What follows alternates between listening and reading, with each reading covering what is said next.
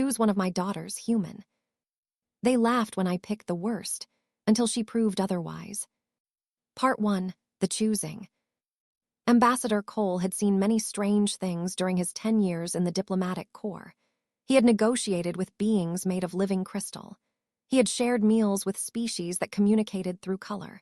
He had even once attended a funeral that lasted 3 weeks because the deceased kept interrupting to correct the speeches. But nothing had prepared him for this moment, standing in the great hall of Prime, being offered a wife. The hall itself was beautiful in a way that hurt to look at. The walls were made of something like pearl, but they pulsed with soft light. The ceiling rose so high it disappeared into darkness, and the floor was covered with patterns that seemed to move when he wasn't watching them directly. Thousands of filled the space, their tall forms draped in flowing fabrics that caught the light. Their skin glowed with bioluminescence, patterns shifting across their faces and hands like living artwork. High Matriarch sat on a throne made of the same pearly material as the walls. She was ancient by standards, over 800 years old, and her light patterns moved with a complexity that made eyes water. When she spoke, her voice carried throughout the hall without any apparent effort. "You come seeking mining rights in the outer system," she said. It was not a question. "You offer technology and trade, but you ask for much, little human. The minerals in those asteroids have been ours since before your species learned to make fire." Kept his face calm. He had practiced this expression in front of a mirror for weeks. They could read human expressions almost as easily as they read each other's light patterns, and showing nervousness would be fatal to the negotiations. "We understand the value of what we ask," he replied. "That is why we come with respect and open hands. We seek partnership, not conquest." Made a sound that might have been a laugh. The patterns on her skin flickered with colors had learned meant amusement mixed with contempt. Around the hall, other echoed her light patterns. "Partnership," she repeated. "Very well, human. Let us speak of partnership. Among my people, the strongest alliances are sealed through marriage. If you truly wish to bind our peoples together, I offer you a great honor. Choose one of my daughters as your ceremonial bride." The hall fell silent, felt the weight of thousands of glowing eyes upon him. He understood immediately what this was. A test. A trap. He was being set up to fail, to prove that humans were shallow creatures unworthy of true alliance. "I am honored," he said carefully. "I accept." His patterns flickered with surprise. She had expected him to refuse or to fumble. Instead, he had walked straight into her game. Her amusement grew brighter. "Bring my daughters," she commanded. They entered through a side door, walking in order of their status. The eldest came first. Her name was, and she blazed like a star. Her bioluminescence was so bright that had to squint. She moved with perfect grace, every step a dance, every gesture a poem. She did not look at it all. The second daughter was, whose light patterns formed geometric shapes of impossible complexity. The third was, who was said to be the most beautiful in 3 generations. The fourth, fifth, and sixth daughters followed, each one stunning in her own way, each one radiating power and status. And then came the 7th. She entered quietly, almost slipping through the door as if hopping not to be noticed. Her light was dim, barely visible, flickering like a candle about to go out. She walked with a slight limp, favoring her left leg. Where her sisters wore flowing gowns that caught and reflected their brilliance, she wore simple dark fabric that seemed designed to hide her. The court barely hid their contempt. Light patterns flashed with mockery and disgust. This was, the broken one, the embarrassment. She had survived an accident in childhood that had damaged her bioluminescence permanently. In a society where light was everything, she was practically invisible. Evan's patterns showed a flicker of embarrassment at having to present this daughter. Studied each of them in turn. Then he did something unexpected. "I would like to speak with each of your daughters privately," he said, "if that is permitted." His patterns showed confusion. "This is not part of the ritual." "Among my people," replied, "we believe that a marriage should be based on understanding. Surely a few minutes of conversation cannot harm the process." The matriarch considered this. The court waited. Finally, she nodded. "Very well, you may have 5 minutes with each." The conversations were held in a small room off the main hall. One by one, the daughters came to speak with him. Spoke of her accomplishments. She had won 17 awards for her light displays. She had composed symphonies of color that were performed throughout the hegemony. She was fluent in 43 languages. She did not ask a single question. Spoke of her family's power. She explained in great detail how important her mother was and how much status would gain by choosing her. She mentioned twice that humans were considered a lesser species by most. She also did not ask him anything. The other sisters were similar. They spoke of themselves, their beauty, their talents, their connections. They treated the conversation as a performance, a chance to display their worth. None of them seemed to care who actually was. Then came. She entered the room with her head down, clearly expecting nothing. When she sat across from him, her dim light flickered nervously. "You do not have to pretend," she said quietly. "I know you will not choose me. No one would. I am only here because my mother cannot exclude me without breaking tradition." Leaned forward. "Tell me about yourself." She blinked. The request clearly surprised her. "There is nothing to tell. I have no accomplishments to list. I have won no awards. I am what you see." "Then tell me about something else. Tell me about Earth. What do you know about my world?" For the first time, a spark of interest appeared in her dim light. "Earth," she said slowly. "It is a world with only one sun. Your species cannot produce light from your bodies. You communicate through sound and facial movements." She paused. "Is it true that humans bond for life, that you choose one partner and stay with them until death?" "Some of us do," said, "when we find the right person." "How do you know?" she asked. "How do you know when you have found them? Without light patterns to read, without bioluminescence to share, how do humans understand each other?" Smiled. "We talk, we listen. We pay attention to what people do, not just what they show." Was quiet for a moment. "That sounds peaceful," she said. "To be understood for who you are inside rather than how brightly you shine." Their 5 minutes ended too quickly. As she rose to leave, spoke again. "What happened to your leg?" She paused at the door. Her light flickered with something that might have been old pain. "An accident," she said. "When I was young, a fall from a balcony." She did not say more, but saw the way her dim light briefly pulsed with patterns that suggested the fall had not been an accident at all. When all the conversations were complete, returned to the great hall. The court watched him with barely hidden amusement. The 6 elder daughters stood in a line, their combined brilliance almost painful to look at, stood apart, half hidden in the shadows. "You have spoken with my daughters," said. "Now make your choice human." Walked forward. He passed, whose light blazed with confidence. He passed, and in all the others. He walked to where stood in the shadows. "I choose her," he said. The hall erupted in laughter. Thousands of flashed their lights in patterns of mockery and disbelief. Even could not hide her amusement. The human had made himself a fool. He had chosen the broken daughter, the embarrassment, the one no would ever want. "You are certain?" asked, her patterns dancing with barely contained mirth. "You may not change your mind." "I am certain," said. "Then it is done. Take her. The marriage will be finalized tonight." The ceremony was brief and perfunctory. Clearly wanted to be rid of her broken daughter as quickly as possible. The court continued to flash their amusement throughout. Only remained quiet, her dim light barely visible. As they walked out of the palace toward the human shuttle, finally spoke. "Why?" she asked. "You could have had any of them, who shines like a star, who is said to be the most beautiful in generations. Why did you choose me?" Looked at her. In the dim light of the corridor, away from the blazing display of the court, her own faint glow seemed almost comfortable, natural. "Your sisters wanted to be chosen," he said. "They performed for me. They tried to impress me with their light and their accomplishments. But they never once asked who I was. They never tried to understand me." He stopped walking and turned to face her. "You did. You asked about my world. You asked how humans find love. You wanted to understand who was choosing, not just be chosen. That is rarer than beauty. That is rarer than light." Stared at him. For the first time, her dim light steadied. It did not blaze or dance or perform. It simply glowed, warm and soft. "You are very strange," she said, "for a human."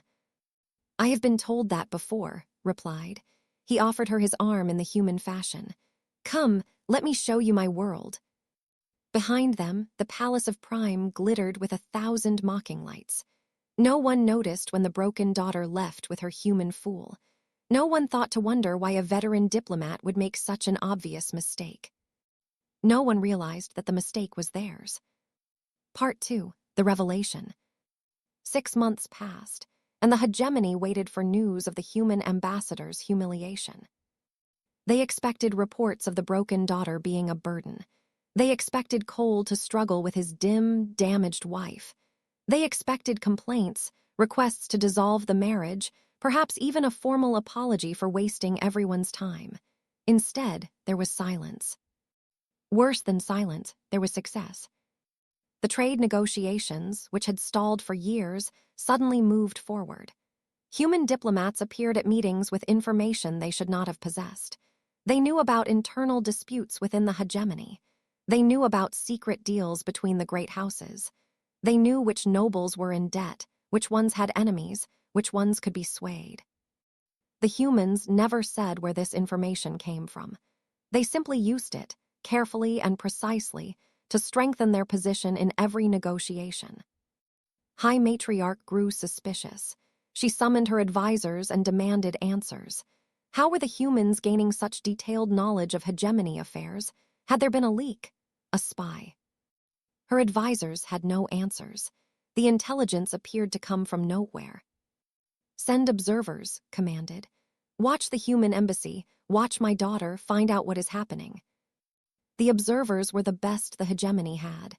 They could blend into any environment, read any light pattern, detect any deception. They watched the human embassy for 3 weeks. What they reported back shocked the matriarch to her core. The broken daughter was not broken at all.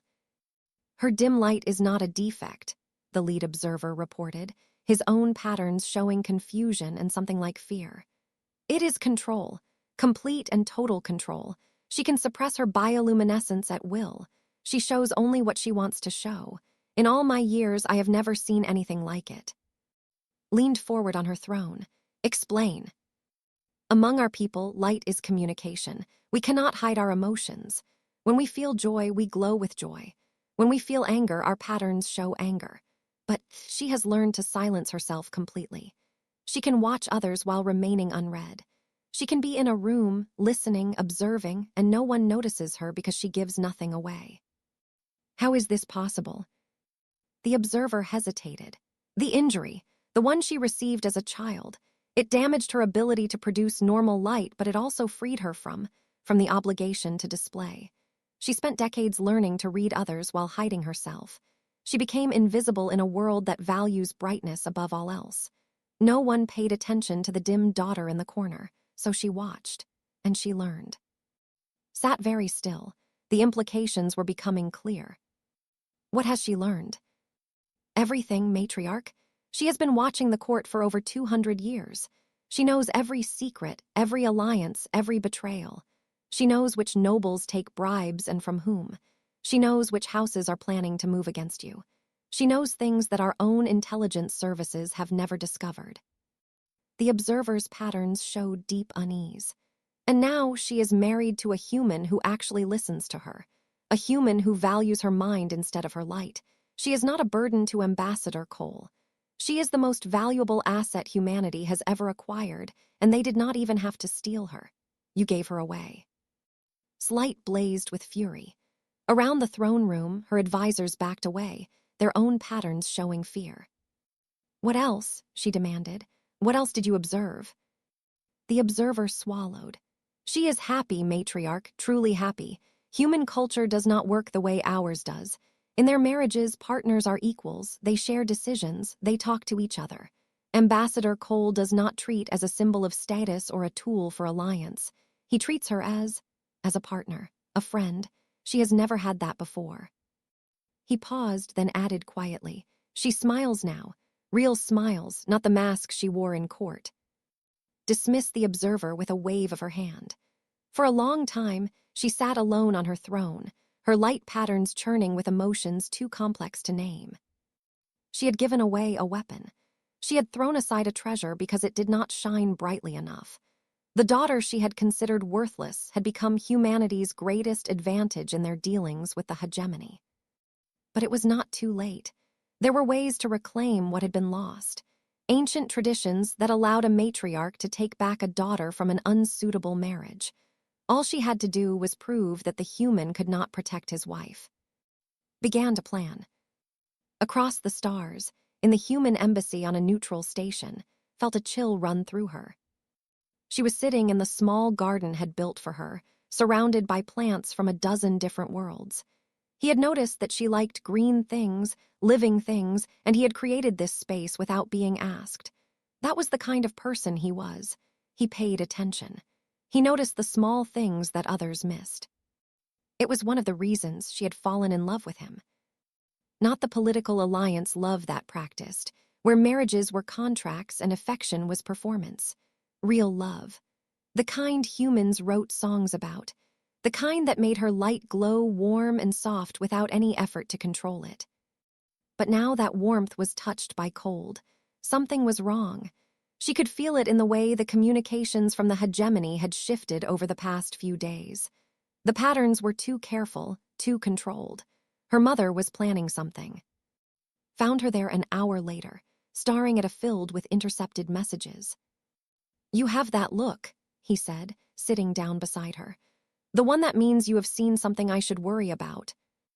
"My mother knows," said quietly. "She has figured out that I am not the burden she expected. She sent observers, they saw. Enough." Nodded slowly. "We knew this day might come. What will she do?" "She cannot simply demand me back. That would be an admission of her own mistake, and she will never do that. But there is an old tradition, the Festival of Radiance. It happens once every 50 years, and the next one is in 3 months. During the festival, a matriarch can challenge any marriage she considers unsuitable. If the husband cannot defend his wife in the traditional contest, the marriage is dissolved." "What kind of contest?" "A combination of physical combat and political maneuvering. Champions have trained their whole lives for it. The rules are complex, the traditions are ancient, and—" She looked at him with something like fear in her dim light. "And no human has ever participated. You would be expected to fail. That is the point. She is setting a trap that you cannot escape." Was quiet for a long moment. Then he smiled. "Your mother has made a mistake," he said. "What mistake?" "She is thinking like a, she expects me to act like a, to fight like a, to lose like a, but I am not. I am human. And humans—" He reached out and took her hand. "Humans adapt. We change. We find new ways to solve old problems. That is what we do. The traditions are strict. The rules are ancient. You cannot simply ignore them." "No," agreed. "But I bet there are loopholes. There always are. And you have spent 200 years watching the court, learning its secrets. You know every rule, every tradition, every exception." He squeezed her hand. "Teach me," he said. "We have 3 months. That is not much time, but it is enough. Teach me everything you know. Help me find the weaknesses in your mother's plan. We will face this together." Stared at him. In her 200 years of life, no one had ever asked her to teach them anything. No one had ever valued her knowledge enough to want it. "You really think we can win?" "I think your mother has never faced anyone like us before. A who learned to be invisible and a human who learned to see what others miss." He smiled. "We are going to surprise her." For the first time in months, felt the fear in her chest begin to ease. She looked at this strange human, this man who had chosen her when no one else would, who had seen value in her when her own mother saw only disappointment. "Very well," she said. "Let us begin." Over the next 3 months, they worked. Every day, taught about the traditions of the festival, the combat forms, the political games. She showed him the weaknesses in fighting styles, the assumptions they made, the rules they never questioned because they had never needed to. And taught her about humanity, about adaptability, about the stubborn refusal to accept defeat, about the human talent for taking the rules of a game and using them in ways the creators never intended. 3 months passed quickly. when the summons to the Festival of Radiance arrived, was ready. "Are you afraid?" asked her the night before they departed. "Yes," she admitted, "but not of losing.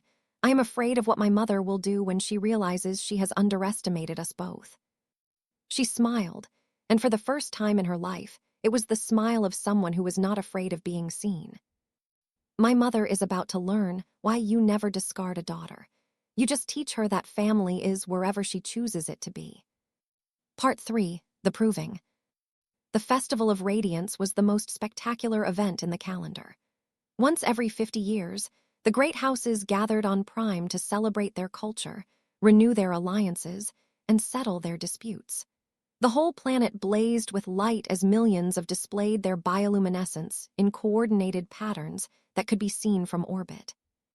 Into this sea of brilliance came Cole, and two small figures who barely seemed to glow at all. The great hall of the matriarch was even more crowded than it had been 9 months ago. Representatives from every noble house filled the space, their combined light almost painful to look at. On her throne, High Matriarch waited with patterns of false welcome dancing across her skin. "My daughter," she said as they approached, "how good of you to return, and you have brought your husband." The word dripped with contempt. "Mother's voice was calm, but noticed that her dim light had steadied into something harder than he had ever seen. "You summoned us. We came." "Indeed, I have grown concerned about your marriage," rose from her throne, her light patterns projecting sincerity that fooled no one. "A mother worries. I wish to be certain that your human husband is truly capable of caring for you. According to our ancient traditions, I invoke the right of concern.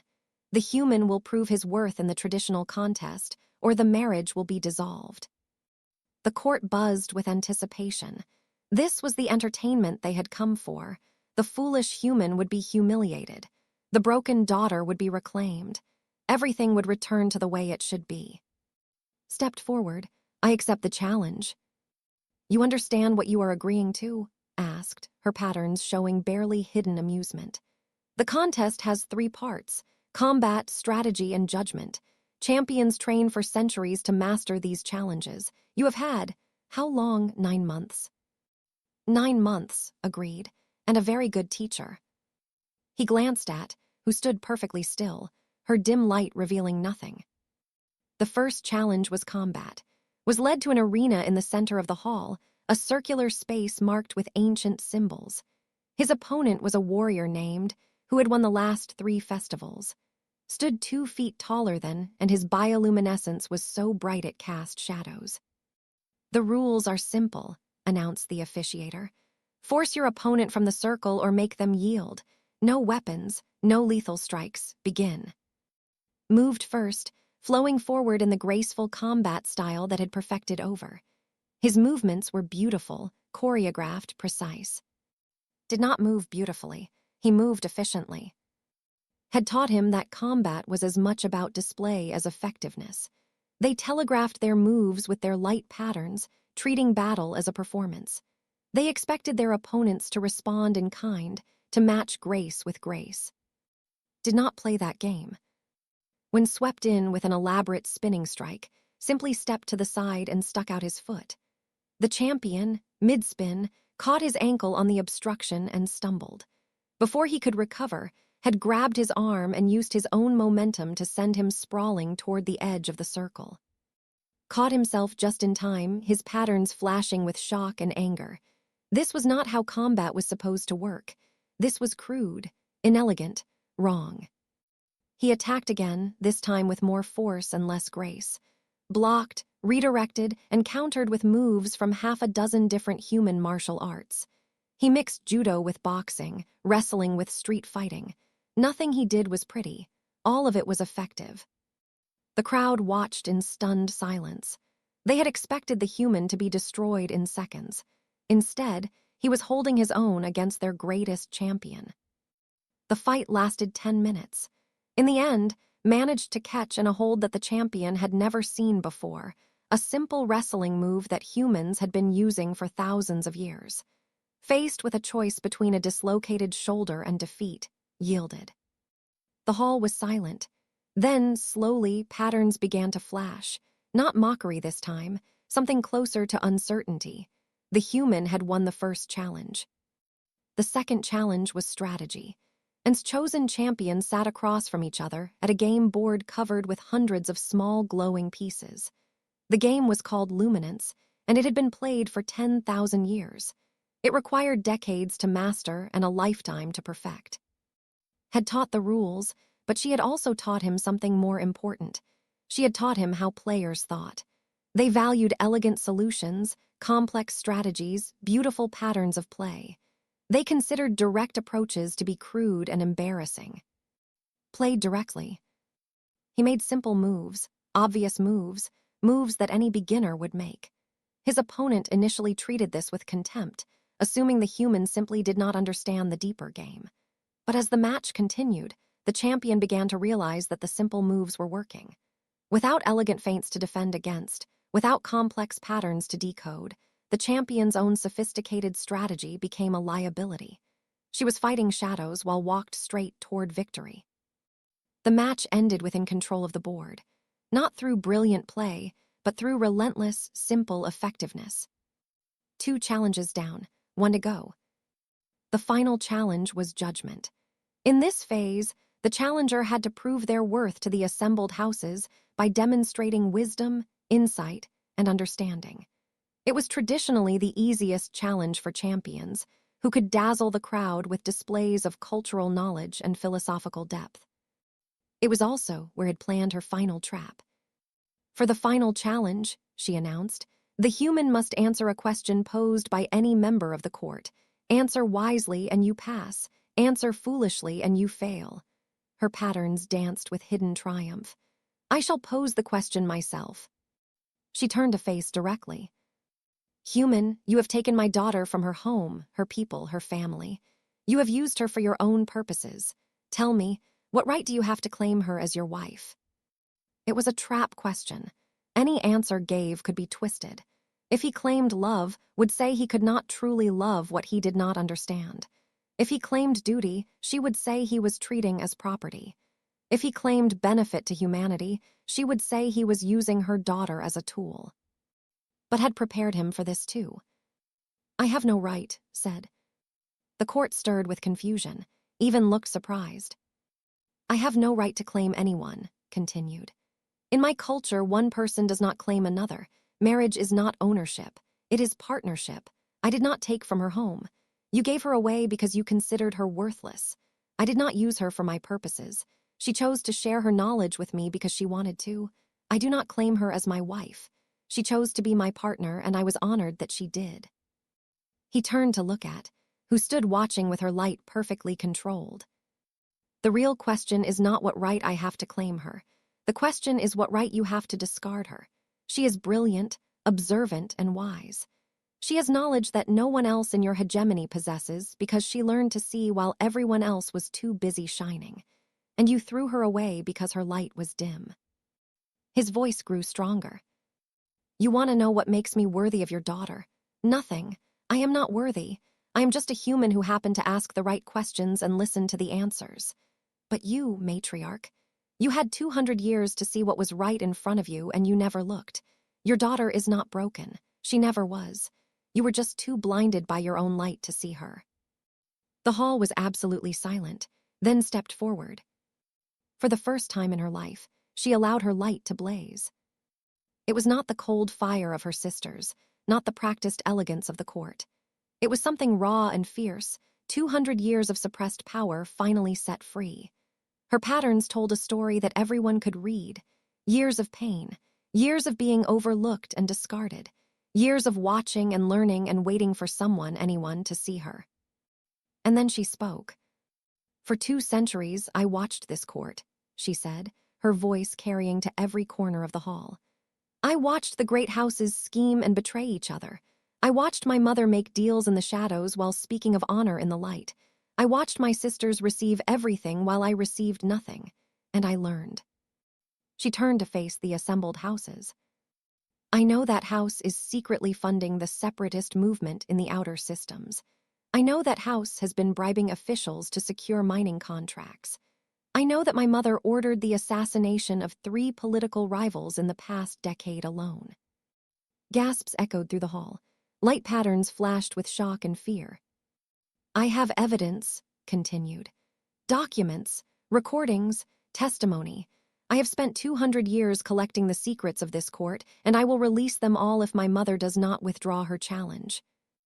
Rose from her throne, her light blazing with fury. You would not dare. You would destroy your own family. You are not my family, said quietly. You never were. Family does not discard its children. Family does not push them from balconies. A new wave of shock rippled through the court. Even the elder sisters looked stunned. The fall that had damaged bioluminescence had not been an accident. Withdraw the challenge, said. Accept that my marriage is valid, and I will keep your secrets. Continue to threaten what I have built, and I will burn this entire court to the ground. For a long moment, no one moved, then slowly sank back onto her throne. Her light dimmed to almost nothing. The challenge is withdrawn, she said, her voice barely audible. The marriage stands. The court erupted into chaos. Houses that had been allied with began pulling away, their patterns showing calculation. 3 of the great houses formally declared their support for, recognizing her as the most dangerous player on the board. By the time dawn broke over Prime, the political landscape had changed completely. Remained matriarch, but her power was broken. The houses that had once followed her now watched with wary respect. Some of them even approached with offers of alliance. One house suggested that should take her mother's place. With her knowledge and her connections to humanity, she could rule the hegemony more effectively than ever had. Considered the offer for exactly 3 seconds before declining. Give the position to, she said. My eldest sister. She always showed me small kindnesses when no one was watching. She will rule well. The houses were confused. Why would she give away such power? Understood. He had been watching throughout the night, seeing the way her light gradually dimmed back to its normal soft glow. She was tired. Not physically tired, but tired of this place, these people, these endless games of power and light. He walked to her side and took her hand. Ready to go home? He asked. She looked at him, at his plain human face that could not glow or shine or display patterns, at his simple human hand that was warm in hers. Yes, she said, I am ready. They walked out of the great hall together, past the hundreds of blazing who watched them go, did not move from her throne. The elder sisters stood in uncertain clusters, only Met's eyes and gave a small nod of respect. You could have ruled them all, said as they descended the palace steps toward the human shuttle. I could have, agreed, but I spent my whole life in that cage. Why would I want a bigger one? She paused at the bottom of the steps and looked back at the palace one last time. It was beautiful, she supposed. All that light, all that history, all that power. Once she had dreamed of being accepted there, of shining as brightly as her sisters, of earning her mother's approval. Now she had something better. She had someone who saw her in the dark. Come on, she said, turning away from the palace. Let us go home. Behind them, the court of Prime watched the broken daughter leave with her human husband. No one laughed this time. No one made jokes about the dim one and the fool who had chosen her. They had learned something that day. They had learned that light was not everything. They had learned that the one who watches from the shadows can be more dangerous than the one who blazes at the center of attention. And they had learned, perhaps most importantly, never to underestimate a human. Because humans did not play by the rules, they adapted, they changed, they found new ways to win old games. And sometimes, they even fell in love with the daughters that everyone else had forgotten. The end.